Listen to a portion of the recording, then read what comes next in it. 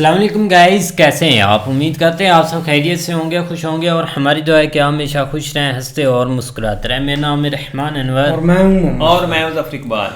और आज हम जिस वीडियो पर रिएक्ट करने जा रहे हैं, इस वीडियो का टाइटल है हिस्ट्री ऑफ फायर क्रैकर्स। तो देखते हैं वीडियो। अगर वीडियो पसंद आए वीडियो को लाइक, चैनल को सब्सक्राइब ज़रूर कीजिएगा। करते वीडियो स्टार्ट और देखते हैं। दोस्तों, दिवाली आते ही कुछ लोगों को पटाखों का नाम सुनते ही मिर्गी आने लगती है। वो पटाखों पर ऐसी हाय तौबा मचाने लगते हैं मानो किसी ने मुर्गा छाप पटाखा भी जला दिया तो ओजोन लेयर का पर्दा फटकर इनकी छत पे गिर जाएगा। ये वो लोग हैं जो पटाखों के नाम पर इतनी छाती कूटते हैं कि इनकी छाती कूटने की आवाज पटाखों से ज्यादा आने लगती है। तो आज के फनतंत्र में हम दीपावली पर पटाखों के नाम पर छाती कूटने वाले इन्हीं रोंदुओं की बात करने वाले हैं। साथ ही इस झूठ का भी पर्दाफाश करेंगे कि दीपावली पर पटाखे जलाने की परंपरा कभी थी ही नहीं। साथ ही ये भी समझाएंगे कि क्या सिर्फ पटाखे जलाने से ही दिल्ली या उत्तर भारत में पोल्यूशन फैलता है। जब मैं इस बारे में आपको पूरी सच्चाई बताऊंगा तो उसे जानकर आपके तोते उड़ जाएंगे। इसलिए मैं आपसे ये रिक्वेस्ट करूंगा कि वीडियो पूरी देखना और पसंद आए तो इसे और भी लोगों तक फैलाना, क्योंकि सबका जानना जरूरी है कि पटाखों को लेकर के ये जो सिलेक्टिव आउटरीच होता है ये होना चाहिए या नहीं होना चाहिए, या फिर इसके पीछे कितना लॉजिक है। ठीक है, तो वीडियो पूरी देखना और हमारे चैनल को जरूर सब्सक्राइब करना। शुरू करते हैं। दोस्तों, हम हिंदुस्तानी सालों से दीपावली पर पटाखे बजाते रहे। हम में से ज़्यादातर लोगों की दीपावली से जुड़ी सबसे बड़ी याद तो यही है कि हम नए कपड़े पहनते हैं, लोगों को मिठाइयाँ बांटते हैं, दीपावली की रात पूजन करते हैं और बाद में दिवाली की रात जमकर पटाखे जलाते हैं। मगर अब इन्हीं हिंदुस्तानियों को अचानक से अगर आप ये बोल दो कि भाई दीपावली तो मनाओ लेकिन पटाखे नहीं जला सकते, तो उनके साथ इससे बड़ा धोखा और क्या हो सकता है। और ऐसा करने के पीछे जो जो रीजंस दिए जाते हैं वो रीजन भी अगर फालतू हो तो और गुस्सा आ जाता है। पटाखों और पोल्यूशन के इस पूरे मामले में सबसे बड़ा झूठ तो यह बोला जाता है कि दीपावली पर कभी पटाखे जलाने की परंपरा थी ही नहीं। यह भी दावा किया जाता है कि रामायण काल में तो पटाखे बने भी नहीं थे। इस पर मैं बस इतना कहना चाहूंगा कि ये वो लोग हैं जिन्हें ना हमारी परंपरा का ज्ञान है और न ही इतिहास का। आपको बता दूं, आनंद रामायण और स्कंद पुराण में खासतौर पर पटाखे जलाने का जिक्र है। गीता प्रेस की तरफ से इस पर बाकायदा एक किताब छपी है जिसका नाम है वैशाख कार्तिक माघ मास महात्म्य। उस ग्रंथ में स्कंद पुराण और पद्म पुराण में पूरे विस्तार से बताया गया है कि हम अपने त्योहार कैसे मनाएं। इसी पुस्तक में स्कंद पुराण के हवाले से यह लिखा गया है कि श्राद्ध के महीने में 16 दिनों के लिए जब हम अपने पितरों को धरती पर बुलाते हैं तो फिर उन्हें वापस भी जाना होता है। मगर यह भी कहा गया है कि चतुर्दशी और अमावस्या की अंधेरी रातों में ये पितृ वापसी की यात्रा कैसे करेंगे, इसीलिए हम अमावस्या की अंधेरी रात में उल्का से प्रकाश करके उन्हें रास्ता दिखाएं ताकि वो आसानी से अपने धाम की यात्रा कर सके। यहां तक कि फुलझड़ी को उल्का दानम तक कहा गया है। अब ये तो हम सभी जानते हैं कि प्रभु राम जब अयोध्या वापस आए तो दिए जलाए गए, मगर रोशनी करने का यही रिवाज आगे चलकर आतिशबाजी में तब्दील हो गया। बाद में जाकर कुछ लोग इस आतिशबाजी में पटाखों को भी ले आए। मगर यह भी सच है कि हर धर्म के त्योहारों में कुछ चीजें वक्त के साथ जुड़ती जाती हैं, वो अपना रूप बदलती हैं और उसका हिस्सा हो जाती है। कहने को तो यह भी कहा जा सकता है कि दिवाली पूजन में पहले तो बही खातों की पूजा नहीं होती थी, लक्ष्मी जी की पूजा नहीं होती थी, तो अब क्यों होने लगी। इसी तरह क्रिसमस के पर्व में क्या शुरू से ही सांता क्लॉज और क्रिसमस ट्री का जिक्र है? बिल्कुल नहीं है, वो तो बहुत बाद में आए, लेकिन शामिल हुए तो आज भी वो इस त्योहार का हिस्सा हैं। क्या आपको पता है यूरोप और अमेरिका में क्रिसमस के मौके पर कितने पेड़ काटे जाते हैं? कई जगह पीवीसी के बने नकली ट्री भी इस्तेमाल होते हैं। मगर जो भी हो, उस पर्व का हिस्सा तो बन गए ना, बताइए। अब स्कंद पुराण वाली बात पर बहुत सारे लोग ये कहेंगे कि अगर उसमें भी इस बात का जिक्र है तो ये कैसे प्रूव हो गया कि उस वक्त आतिशबाजी का इजाद हो गया था। तो चलो इस बात को भी साबित कर देते हैं। लेकिन इससे पहले कि मैं इस मामले पर अपनी ओपिनियन दूं, आपको बता दूं आप भी अपनी ओपिनियन देकर लाखों रुपए जीत सकते हैं प्रोबो ऐप पर। डिस्क्रिप्शन में लिंक है, जल्दी से प्रोबो ऐप को डाउनलोड करो। वर्ल्ड कप चल रहा है, अब 12 तारीख को इंडिया नीदरलैंड्स का मुकाबला है। क्या लगता है भारत जीतेगा? यस या नो में आप अपना ओपिनियन दीजिए। क्या सेमीफाइनल में इंडिया जीतेगी? यस या नो में आप अपना ओपिनियन दीजिए। लेकिन उसके लिए पहले आपको प्रोबो ऐप डाउनलोड करना है। कई सारे टॉपिक्स हैं, अपना यस या नो में ओपिनियन देकर आप ढेर सारे पैसे जीत सकते हो और फिर उसे आसानी से विड्रॉ भी कर सकते हो। लेकिन इसके लिए पहले आपको प्रोबो ऐप डाउनलोड करना है। बाकी पैसों के अलावा थार, बुलेट, आईफोन भी जीतने का मौका है प्रोबो पे। जी हां, 13 से 19 नवंबर तक जो भी बेस्ट 1000 ट्रेडर्स होंगे उन सबको मिलेंगे बड़े बड़े रिवॉर्ड जीतने का मौका। और अगर पैसे जीतते हो तो इसे बड़े आसानी से विड्रॉ भी कर सकते हो। लेकिन उस सब के लिए डाउनलोड करो प्रोबो। वीडियो में आगे बढ़ते हैं।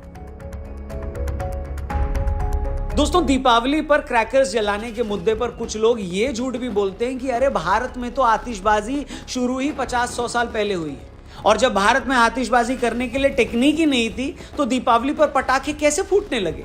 तो ऐसे लोगों की नॉलेज के लिए बता दें कि भारत में बारूद का ज्ञान तो 8वीं शताब्दी के वक्त से है। 8वीं शताब्दी में संकलित संस्कृत भाषा के ग्रंथ वैशंपायन की नीति प्रकाशिका में इसका जिक्र मिलता है।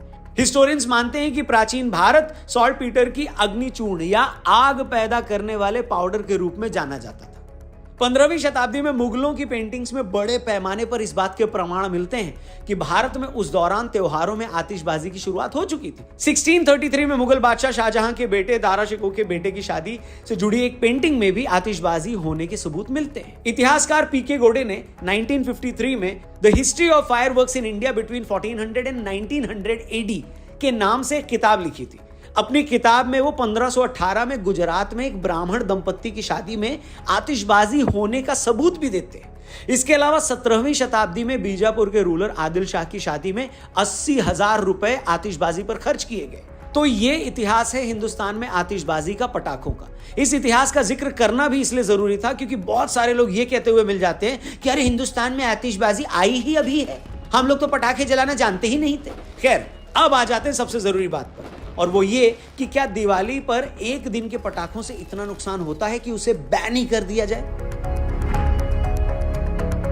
दोस्तों, इसमें कोई दो राय नहीं है कि कई तरह के पटाखों से बहुत पोल्यूशन फैलता है। सेंट्रल पोल्यूशन बोर्ड की स्टडी के हिसाब से पटाखों से 15 तरह की खतरनाक सब्सटेंस निकलते हैं, जिनमें PM10 पार्टिकल्स के अलावा सल्फर डाइऑक्साइड और नाइट्रोजन डाइऑक्साइड जैसे खतरनाक सब्सटेंस भी हैं। यह भी सच है कि सिर्फ दीपावली की एक रात पटाखे जलाने पर अगले दिन पोल्यूशन का लेवल 40% तक बढ़ सकता है।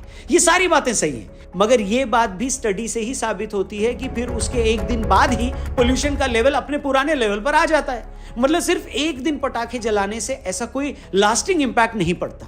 चलिए, मैं ये भी मान लेता हूं कि एक दिन भी अगर हवा खराब होती है तो भी उसे बैन कर दो। चलो ये भी मान लिया जाए, नहीं जलाएंगे हम पटाखे। मगर दोगलापन और निकम्मापन तो इसके बाद शुरू होता है। दोबारा से कुछ आंकड़े देख लीजिए। मोटे तौर पर दोस्तों कुल 4 वजह से पोल्यूशन फैलता है। खास तौर पर अक्टूबर नवंबर में होने वाले प्रदूषण की अगर बात करें तो आंकड़ों के मुताबिक इस प्रदूषण में पराली जलाने की वजह से 36% प्रदूषण होता है। अलग अलग जगहों पर चल रहे कंस्ट्रक्शन वर्क की वजह से 30% और सड़कों पर चलने वाली गाड़ियों की वजह से 28% पोल्यूशन होता है। अब अगर हम ये मान भी लें कि ये बचा हुआ बाकी सारा पोल्यूशन पटाखों की वजह से होता है, तो भी कुल पोल्यूशन में इसका हिस्सा 6% भी नहीं है। और पूरे देश में हाय तौबा ऐसे मचाई जाती है जैसे एक रात के पटाखों की वजह से दुनिया के सारे ग्लेशियर भर भरा कर पिघल जाएंगे। उनके पिघलने की वजह से राजस्थान के रेगिस्तान में बाढ़ आ जाएगी और बचा हुआ पानी हमारे दूध के पतीले में घुस जाएगा। हद है यार, मतलब क्या दोगलापन है बे। इसलिए इसी दोगलेपन पर मुझे गुस्सा आता है। कितने साल हो गए हैं आपको हमें यह देखते हुए कि हर साल अक्टूबर नवंबर में पराली जलाने की वजह से पूरे उत्तर भारत का दम घुटता है। सिर्फ यूपी, हरियाणा और पंजाब में हर साल 35 मिलियन पराली जलाई जाती है, जिससे 145 मिलियन टन कार्बन डाइऑक्साइड निकलती है। हर साल पराली जलाने के हजारों इंसिडेंट्स होते हैं। मैं पूछना चाहूंगा कि क्या इन स्टेट में किसी को ये दिखाई नहीं देता? अगर मैं गलत नहीं हूं तो कुछ स्टेट में तो 7-8 साल से पराली जलाना बैन है, मगर कोई फर्क पड़ रहा है क्या वहां पे? मैं पूछता हूं, ड्रंक एंड ड्राइव करने पर, शराब पीकर गाड़ी चलाने पर आप क्यों किसी को रोक लेते हैं? क्यों उसका चालान काटते हैं? क्यों उसका लाइसेंस तक रद्द कर देते हैं? इसीलिए ना, क्योंकि कोई आदमी अगर दारू पीकर गाड़ी चला रहा है तो वो किसी की गाड़ी ठोक सकता है। वो अपनी जान भी खतरे में डाल रहा है और दूसरों की जान भी। तो क्या इसी प्रिंसिपल पर लोगों को पराली जलाने से नहीं रोकना चाहिए क्या? बताइए। दारू पीने वाला तो 2-4 लोगों की जिंदगी खतरे में डाल रहा है, लेकिन पराली जलाकर तो आप आधे हिंदुस्तान की जिंदगी खतरे में डाल रहे हो भाई साहब, आधे हिंदुस्तान की। क्यों नहीं रोक रहे हो आप इसे? अब इस पर लोग कहेंगे कि अरे किसान क्या करें, उन्हें भी तो नई फसल लगानी होती है, इसलिए उनको पराली जलानी पड़ती है, उनके पास कोई सोल्यूशन नहीं है। अब जो लोग ये बोल रहे हैं कि पराली का कोई सोल्यूशन नहीं है, चलिए उनके भी ज्ञान चक्षु खोलते हैं। कुछ लोग पूछ रहे हैं पराली का फिर इलाज क्या है? मैं कहता हूं कि भाई एक नहीं 10 इलाज है, बशर्ते सरकार और कुछ किसान इसे समझने को तैयार हो तो। भाई पराली से इथेनॉल बनता है, इसी इथेनॉल को अगर पेट्रोल में मिला दो तो उसकी पावर बढ़ जाती है, पेट्रोल के रेट कम हो जाते हैं। पानीपत में एक फैक्ट्री है जो ये काम कर भी रही है, और जब एक फैक्ट्री ये कर रही है तो ऐसी 50 और फैक्ट्रियां लगाकर हम इस डिस्गाइज को ब्लेसिंग में क्यों नहीं बदल सकते? आज ऐसी मशीनें भी बन गई हैं जिनमें सिर्फ पराली डालने से पराली की प्लेटें बनकर तैयार हो जाती है। अगर लोगों में इन मशीनों की अवेयरनेस बढ़ाई जाए तो अलग से एक बड़ा बिजनेस मॉडल तैयार हो सकता है। इसके अलावा ऐसी फैक्ट्रियां भी हरियाणा में लगी हैं जो आपके खेत से पराली लेकर जाते हैं, उसे बर्न करते हैं, फिर उसकी भाप से डायनामिक्स रन करते हैं, उससे बिजली बनाते हैं और उस बिजली से कागज की फैक्ट्री में गत्ते बनाए जाते हैं। अगर मैं गलत नहीं हूं तो कुरुक्षेत्र में सिर्फ एक फैक्ट्री में 70,000 एकड़ की पराली जलाई जा रही है। इसके अलावा पराली के मटेरियल से कार्डबोर्ड बन सकते हैं। आजकल ऐसी हैप्पी सीडर मशीनें आ गई हैं जिसको यूज करके बिना पराली जलाए वो डायरेक्ट जमीन में बीज बो देती है। और ऐसा नहीं है कि जिन सोल्यूशन की मैं बात कर रहा हूं ये कोई छिपा हुआ खजाना है या कोई छिपा हुआ ज्ञान है। अभी आप गूगल पर सर्च करेंगे तो आपको दसियों ऐसे और लोग मिल जाएंगे जो ये सारे काम कर रहे हैं। अब क्वेश्चन ये है कि जब ये सब काम हो रहा है तो क्या सरकारों को इसका पता नहीं है? और अगर पता है तो वो क्यों इस काम को लार्ज स्केल पर नहीं कर रही है? हर साल सिर्फ एयर पोल्यूशन की वजह से इंडिया में 10 लाख से ज्यादा लोग मर जाते हैं। जो मौसम सबसे खुशनुमा होता है, जिस मौसम में त्योहार होते हैं कि हमें बाहर निकलकर दोस्तों यारों रिश्तेदारों से मिलने का मौका होता है, उसी मौसम में हम सब घरों में दुबक कर बैठ जाते हैं। मगर किसी को होश ही नहीं है इन बातों का, कोई इस मामले की सीरियसनेस को समझ ही नहीं रहा है। कोई और देश होता तो लोग सड़कों पर आ जाते, मगर अफसोस कि हमारा मिडिल क्लास सिर्फ और सिर्फ सोशल मीडिया पर इस पर चुटकुल्ले बनाकर खुश हो जाता है। अदालतें भी कभी इस मामले पर खुद से संज्ञान नहीं लेती, बस जैसा है बस चले जा रहा है राम भरोसे। फिर होता यह है कि हर साल अक्टूबर नवंबर आता है, जब सांस लेना मुश्किल हो जाता है तो अखबारों में लोग कॉलम लिख देते हैं, कुछ एनजीओ वाले रोना स्यापा मचा लेते हैं, सरकारें दिखावे के लिए ऑड इवन लगाकर अपनी जिम्मेदारी से मुक्ति पा लेती हैं और दिसंबर खत्म होते होते सब लोग भूल जाते हैं। ले देकर सबको समझ में यह आता है कि चलो भैया दिवाली पर पटाखे बैन कर देते हैं, ये पटाखे ही सारे कलेश की जड़ हैं, आग लगा दो इनमें, फूंक डालो इन्हें। अब सॉरी गलती से मिस्टेक हो गई, आग ही तो नहीं लगानी है इन पटाखों में, फूंकना ही तो नहीं है इन्हें, है कि नहीं? अब क्या ही कहा जाए। उम्मीद करता हूं इस प्रॉब्लम के जितने पहलू थे हमने सब कवर कर लिए होंगे। बाकी आप भी देख ही रहे हो कि क्या हो रहा है और क्यों हो रहा है। वीडियो सही लगी हो तो इसे ज्यादा से ज्यादा लोगों तक प्लीज जरूर शेयर करना, क्योंकि ये लोगों तक पहुंचना, ये जानकारी लोगों तक पहुंचनी बहुत जरूरी है। और अपनी ओपिनियन देकर अगर ढेर सारे पैसे जीतना चाहते हो तो एक बढ़िया प्लेटफॉर्म है, नाम है प्रोबो, डिस्क्रिप्शन में। यार बिल्कुल रौनक भाई ने सही बात की है। अगर इन चीज़ों को समझा जाए तो एक जब फेस्टिवल आता है तो ऐसी चीज़ें एक बैन करना ना एक इंसान जो एक आम जनता के मन से खेलने वाली बात होती है कि वो कितनी तैयारी कर रहे होते हैं, क्या क्या उनके मन में एक भावनाएं जाग रही होती हैं कि हम दिवाली आएगी या कोई और फेस्टिवल आएगा, हम मिलकर सब दोस्त मनाएंगे। और जब ऐसी ऊपर से एक न्यूज़ देखने को मिलती है तब तो सारा दिल ही टूट जाता है ना यार। कितने लोगों का रोजगार जुड़ा होता है बिल्कुल, कोई शक नहीं। पूरे वो साल का जो बिजनेस है ना वो ये 2-4 दिन जो है ना उसमें वो कर लेते हैं इससे रेलिवेंट है। और ये लोग इस चीज़ को समझते नहीं। अब देखें इधर भी एक पसंद है, आपको पता होगा पतंगबाजी की जाती है बहुत ज्यादा, तो इन्होंने बैन की। ये चलते थे पटाखे पटाखे बहुत चलते थे। हाँ, इन्होंने भाई इधर बैन कर दिए हुए हैं, लेकिन वो बैन क्यों की है उसके पीछे भी यही रीज़न थी। ये जो एक हमारा थोड़ा सा एक तबका ऐसा है ना जिनको वो आवाज़ ना सुने पटाखों की, उनके बच्चे डरते हैं, रोते हैं ना उनको। हाँ, वो 2-2 3-3 दिन वो मतलब वो सहमे रहते हैं। यार ये क्या मसला, मम्मी डैडी उनको बचपन से सिखाओ कि भाई ये हमारा त्यौहार है, ये हमारा कल्चर है, इसके साथ भाई हम बड़े हुए हैं, खुद भी आपने भी होना है। यकीन करो एक ऐसे बंदे बैठे होते हैं गवर्नमेंट में जो जिनका मतलब कि जिनको कोई मुंह नहीं लगाता, वो इस फेस्टिवल से या ऐसे मौके जो आते हैं ना फेस्टिवल से, तो वो कोई ना कोई शकुफा उड़ा देते हैं कि भाई हमारा लोगों की तरफ जो लोग है ना मेरी तरफ ध्यान करें कि इधर भी कोई बंदा बैठा हुआ है और उसको कोई मसला नहीं होगा। मुझे लगता है उधर भी कोई ऐसे ही बंदा बैठा है जो जिसने मतलब कि ये एक चुटकुला किया है, अब पूरे लोगों का ध्यान उसकी तरफ है कि इसने क्यों बैन किया, ऐसा है वैसा है। लेकिन ये मसला को नहीं, यकीन करे इतना मतलब कि खुशी वाला दिन है, आप पटाखे जलाएं, आप खुशियां मनाएं जितना आपका दिल करता है। लेकिन ये तो भाई देखकर सुनकर हम भी हैरान हो गए थे। बिल्कुल, हमने तो ऐसी चीज जो है ना वो कभी नहीं कर सकते थे, मतलब कि इंडिया के अंदर ये चीज होगी, खासकर त्यौहार से रेलिवेंट।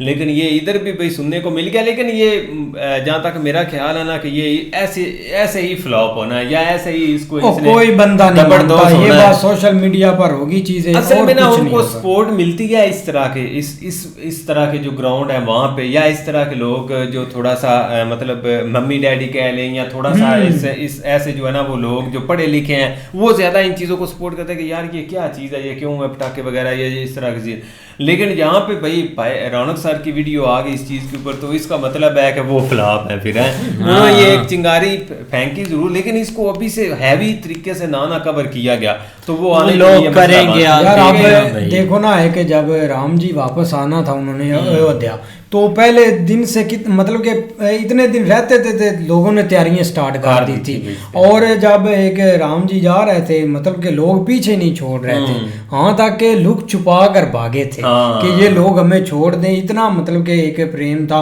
और एक भारत ने भाई इतनी तैयारी की हुई थी ना, जब पता चला कि एक राम जी वापस आ रहे हैं, तो ये लोग वाकई इन्होंने इतिहास नहीं जानते या इन्होंने ऐसी चीजें होगी, कुछ नहीं होता यार ये बात। यार असल में ना मैं बताता हूँ आपको, यहाँ पे हमारे भी ये चीज़ इधर है कि भाई ये जो पोल्यूशन है या जो स्मोक है ना वो बहुत ज़्यादा बढ़ गई हुई है। और उसकी वजह ये है कि ये जो मतलब किसान अभी जो चावल का सीज़न चल रहा है, जैसे कटाई होती है उसके बाद वो जो पराली नाम की जो है ना उसको जलाते हैं, जिस वजह से होती है। लेकिन ये कि भाई जो इसको अटैच करता है ना पटाखों के साथ या इस तरह, वो एक बिल्कुल कोई एक लॉजिकल नहीं लगता इसमें, ठीक है ना। क्योंकि अगर आप जिस तरह सर ने भी बताया कि अगर आप एक दिन का पोल्यूशन, नो डाउट कि एक दिन के लिए वो चला जाएगा ऊपर, लेकिन सेकंड डे अगर आप उसको दोबारा देखेंगे तो वो फिर अपनी उसी हालत में होगा। क्योंकि वो कौन सा इतना यार होता है, वो कुछ भी नहीं है। अब एक गाँव है उसमें कितने 10-15 लोग इस तरह का काम करेंगे जो मतलब हाई लेवल, तो ये इतना मैंने नहीं रखता। लेकिन उसको एक बेस बना के किसी एक त्यौहार के पीछे पड़ जाना, ये जो है ना वो थोड़ा सा सीन ठीक नहीं है। लेकिन ये कि देख लो कि उन्होंने एक बहुत अच्छे तरीके से एक प्रूफ किया है कि हमारी बुक्स में, हमारे कहाँ कहाँ पे इतिहास में ये चीज़ें लिखी हुई हैं। और जो कि मतलब देखो ना, आप हल्ला नहीं कह सकते कि उसमें लिखा कि भाई आप पटाखे जलाएं या पटाखे छोड़े, ये नहीं होता। बहुत सारी कड़ियाँ मिल रही होती हैं जो कि एक तरफ इशारा करती कि आप खुशियाँ मना सकते हैं, आप उसमें हल्ला गुल्ला कर सकते हैं, दिए जला सकते हैं या इस तरह की चीज़ें। उसको फिर आगे जाके कंक्लूजन बंदा करता है कि वक्त के साथ साथ कि जो चीज़ अवेलेबल होती है उसको उसके साथ एडजस्ट किया जा सके। लेकिन ये कि ये एक प्रॉपर नहीं हो, लेकिन उस हिसाब से भी सर उन्होंने बहुत अच्छे तरीके से एक्सप्लेन किया और इस चीज़ को बताया। लेकिन एंड के ऊपर जो उन्होंने पराली वाला था वो भी सही है, उस साइड के ऊपर किसी नहीं जाना भाई आपके यहाँ बन रही हैं चीज़ें, आप उधर जाके देख आए। एथनॉल जो है ना वो मतलब जिस तरह पेट्रोल के मुनासिबत से वो उसको कार है उसमें लेके जाएं, वो भी बेटर है। गत्ता बनाएं और उस मशीनरी है जो अंदर ही अंदर जो है ना उसको ख़त्म कर देती है, जिससे नई फसल तैयार हो जाती है। बिल्कुल। लेकिन सर ने बहुत अच्छे तरीके से, क्योंकि एक्सप्लेन किया उन्होंने के ऊपर ये चीज़ बहुत चल रही थी और देख रहे थे कि कोई ना कोई ऐसी वीडियो है जिससे पता चले कि भाई इसको कैसे काउंटर करते हैं, तो वो भी सारा कर दिया है। बिल्कुल भाई, बाकी अच्छी वीडियो थी, उम्मीद करते हैं आपको पसंद आएगी। अगर पसंद आए वीडियो को लाइक, चैनल को सब्सक्राइब जरूर कीजिएगा। मिलते हैं नई वीडियो के साथ, तब तक के लिए गुड बाय, टेक केयर।